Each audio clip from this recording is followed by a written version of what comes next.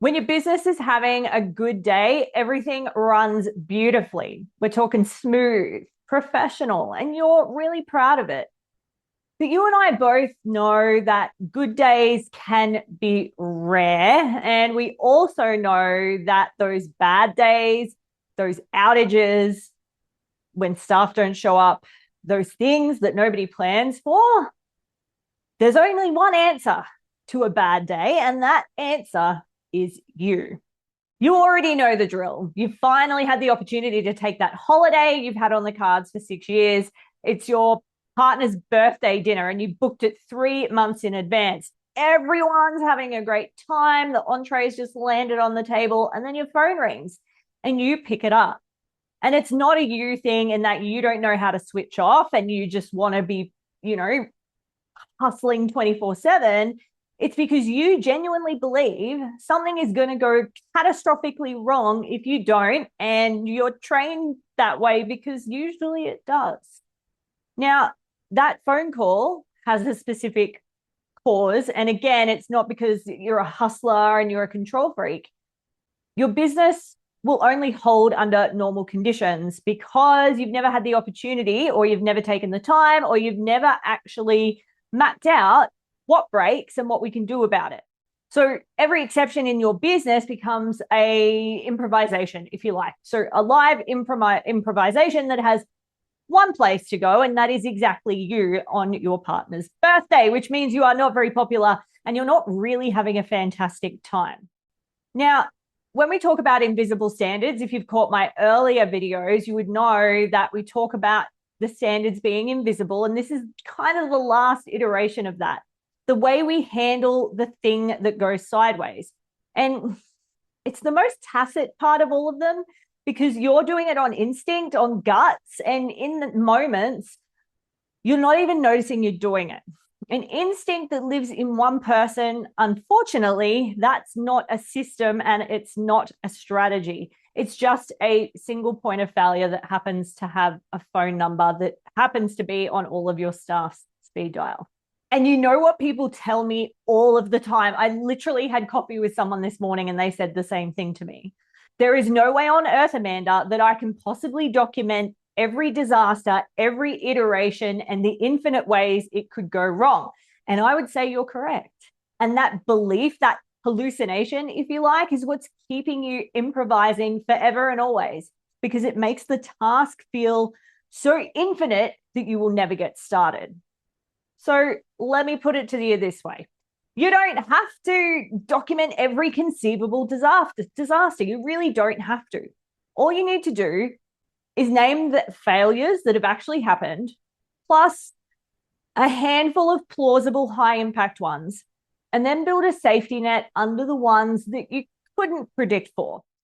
Predictive curveballs, they get a pass. And if this, then that. If this, then that. And if they're unpredictable or unpredicted, they get a trained default. Now, between those two things, you are covered without an infinite list. Because you guessed it, in life and in business, hope is not a strategy.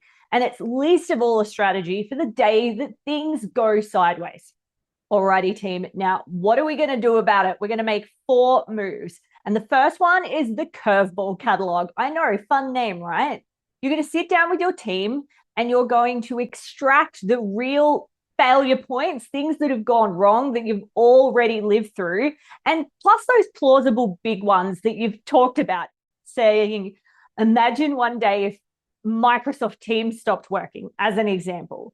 You can't build fallbacks for failures we haven't named yet. And it's not doomsday prepping. It's just finally writing down about the fires that you've already fought and those unlikely scenarios you've hypothesized about, right?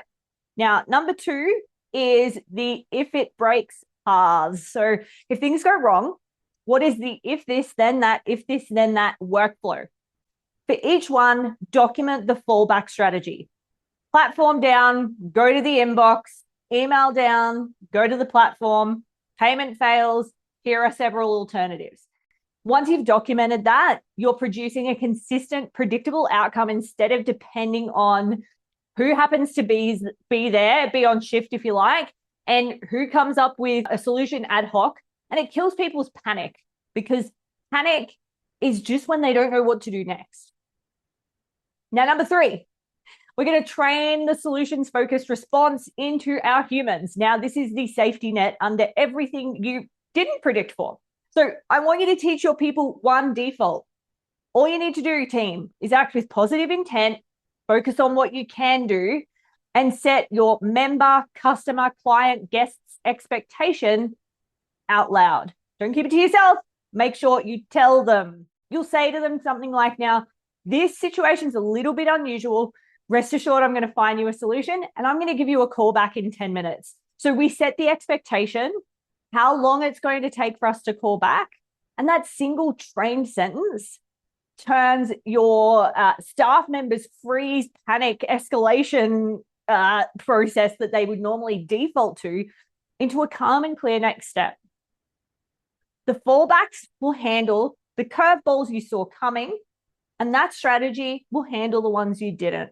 And in this situation, part of the strategy might be they do end up calling you, but instead of you getting 50 calls a month, it's down to 2, right?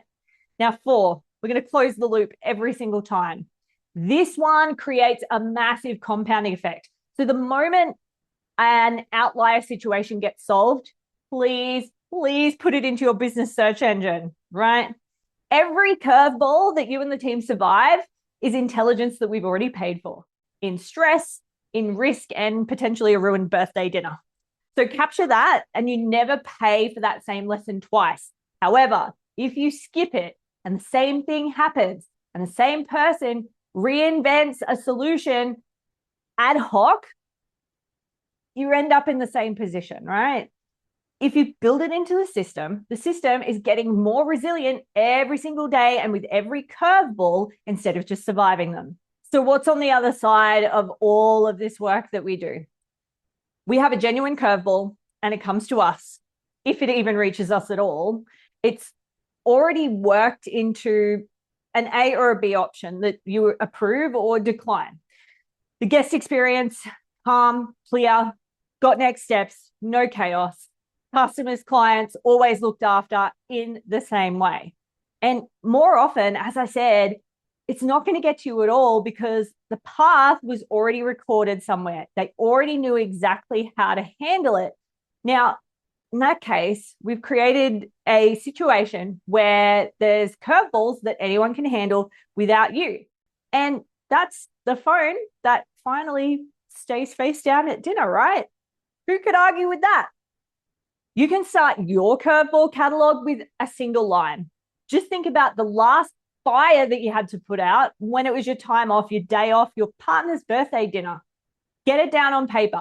That's where you get started. And hey, if you'd like a copy of our curveball catalog template, write the word curveball in the comments below or send me a DM and we'll get you across a copy.